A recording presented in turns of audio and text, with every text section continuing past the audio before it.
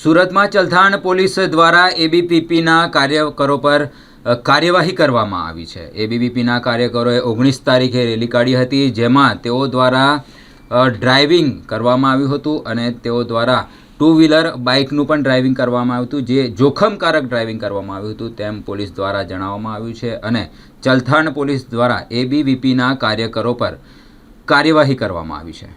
સુરત એબીવીપીના કાર્યકર્તાઓ દ્વારા રેલી કાઢવામાં આવી હતી, જે બાબતે ચલથાણ પોલીસે કાર્યવાહી શરૂ કરી છે।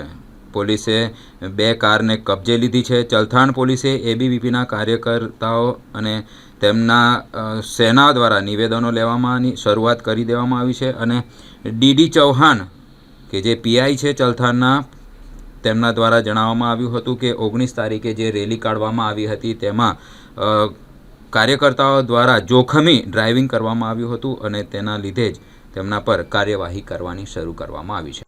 ગત તારીખ 19 ડિસેમ્બર 2025ના રોજ અલથાણ વિસ્તારમાં આવેલ ડીઆરબી કોલેજ ખાતે એબીવીપી જે સંગઠન છે એમની કાર્યકારિણીની બેઠક હતી। એ દરમિયાન જેમની વરણી થયેલ જે ઉમેદવારો હતા એ લોકો એમના આ પ્રક્રિયા પૂર્ણ થયા બાદ જે છે ગાડી સાથે એમણે એક સરઘસ કાઢેલું। એ સરઘસની અંદર એક વિડીયો વાયરલ થયેલો।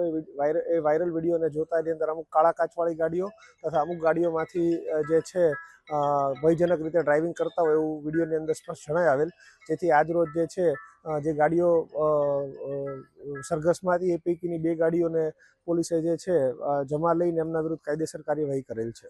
કેટલું જોખમી રીતે એ લોકો આ રીતે જે રીતે વિડીયોની અંદર જોઈ શકાય છે કે ચાલક ગાડી ચલાવતા હતા એ દરમિયાન જે ફ્રન્ટ સાઈડની જે વિન્ડો છે એની અંદરથી પણ જે અમુક દેખાતા ઈસમો જે છે બહાર નીકળેલા હોય। ચાલકે આ દરમિયાન ગાડી ચલાવવી જોઈતી નહોતી, પરંતુ છતાં પણ ગાડી ચલાવતા રહે છે, એટલે એમના વિરુદ્ધ ભયજનક ડ્રાઇવિંગનો ગુનો દાખલ